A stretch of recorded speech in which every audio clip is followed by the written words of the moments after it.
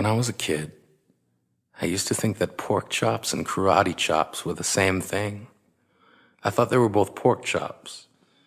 And because my grandmother thought it was cute, and because they were my favorite, she let me keep doing it. Not really a big deal. One day, before I realized fat kids are not designed to climb trees, I fell out of a tree and bruised the right side of my body. I didn't want to tell my grandmother about it because I was scared I'd get in trouble for playing somewhere I shouldn't have been. A few days later, the gym teacher noticed the bruise and I got sent to the principal's office.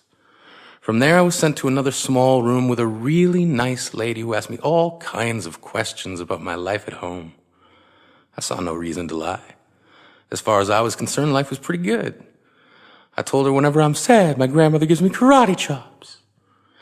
This led to a full-scale investigation, and I was removed from the house for 3 days until they finally decided to ask how I got the bruises.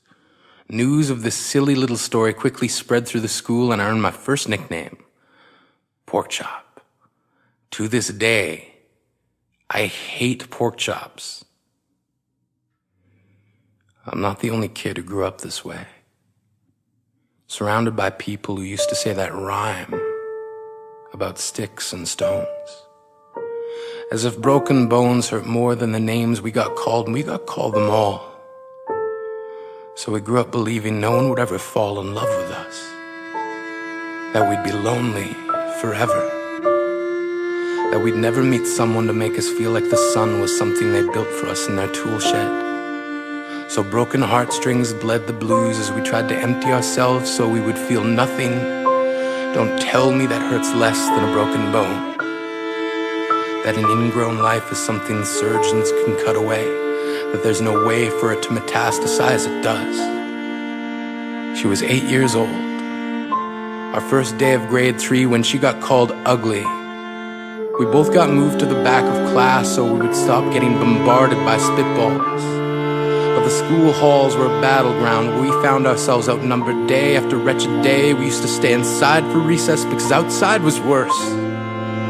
Outside we'd have to rehearse running away or learn to stay still like statues, giving no clues that we were there in grade 5. They taped a sign to the front of her desk that read, "Beware of dog."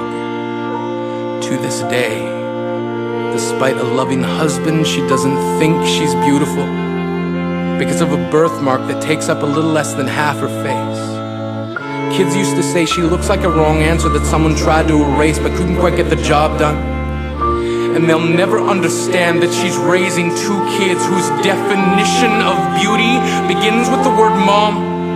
Because they see her heart before they see her skin. Because she's only ever always been amazing. He was a broken branch grafted onto a different family tree. Adopted. Not because his parents opted for a different destiny.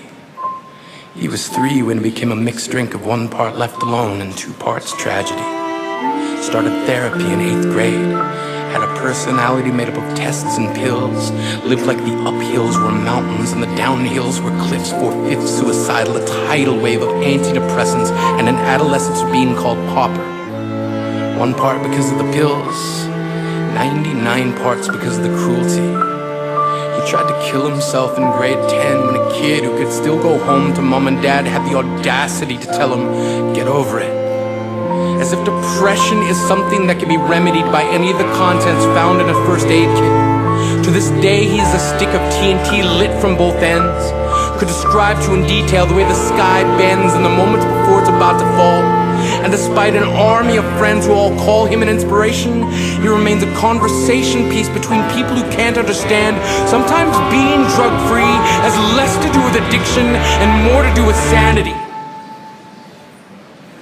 We weren't the only kids who grew up this way. To this day, kids are still being called names. The classics were, "Hey stupid," "Hey spaz." Seems like every school has an arsenal of names getting updated every year. And if a kid breaks in a school and no one around chooses to hear, do they make a sound? Or are they just background noise from a soundtrack stuck on repeat when people say things like kids can be cruel? Every school was a big top circus tent, And the pecking order went from acrobats to lion tamers, from clowns to carnies. All of these miles ahead of who we were freaks. Lobster claw boys and bearded ladies. Oddities juggling depression and loneliness, playing solitaire, spin the bottle, trying to kiss the wounded parts of ourselves and heal. But at night, while the others slept, we kept walking the tightrope. It was practice, and yes, some of us fell. But I want to tell them that all of this is just debris, left over when we finally decide to smash all the things we thought we used to be. And if you can't see anything beautiful about yourself, get a better mirror. Look a little closer. Stare a little longer. Because there's something inside you that made you keep trying despite everyone who told you to quit. You built a cast around your broken heart and signed it yourself. You signed it. They were raw. Because maybe you didn't belong to a group or a clique. Maybe they decided to pick you last for basketball or everything. Maybe you used to bring bruises and broken teeth to show and tell but never told. Because how can you hold your ground if everyone around you wants to bury you beneath it? You have to believe that they were wrong. They have to be wrong. Why else would we still be here? We grew up learning to cheer on the underdog because we see ourselves in them. We stem from a root planted in the belief that we are not what we were called. We are not abandoned cars stalled out and sitting empty on some highway. And if in some way we are, don't worry. We only got out to walk and get gas. We are graduating members from the class of We Made It. Not the faded echoes of voices crying out names will never hurt me. Of course, they did. But our lives will only ever always continue to be a balancing act that has less to do with pain and more to do with beauty.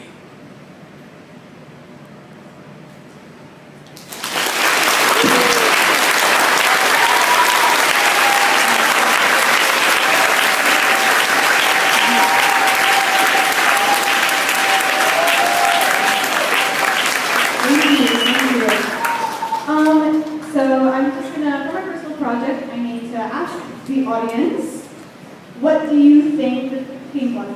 Okay, who felt really, oh my god, this is such a happy dance. It was so happy, maybe so, no one? No? Who thought this was so depressing, made you feel sad inside? Whoa, Miss Garza, this is everyone here. Should go to top grade, no? And okay, I'm gonna really quickly ask you, who knows what the theme was? Yes, what did you think of the theme? Not belonging, that's very good. Well, that's part of it. It's all from like the big section that is connected to school life. Not OFS, not exactly OFS. Anyone else? Yes? Not wanted, that's also part of it. The big question, not the question, sorry, the big theme, bullying. My project is to raise awareness in different forms of art. Usually if you want to raise awareness, like let's say, there's usually posters, right? Posters all over the school, effective, but some people think it's the only way to spread awareness. You know, you can spread awareness in music, in dance, like what I just did, and that's my personal project. I hope you enjoyed it, and thank you.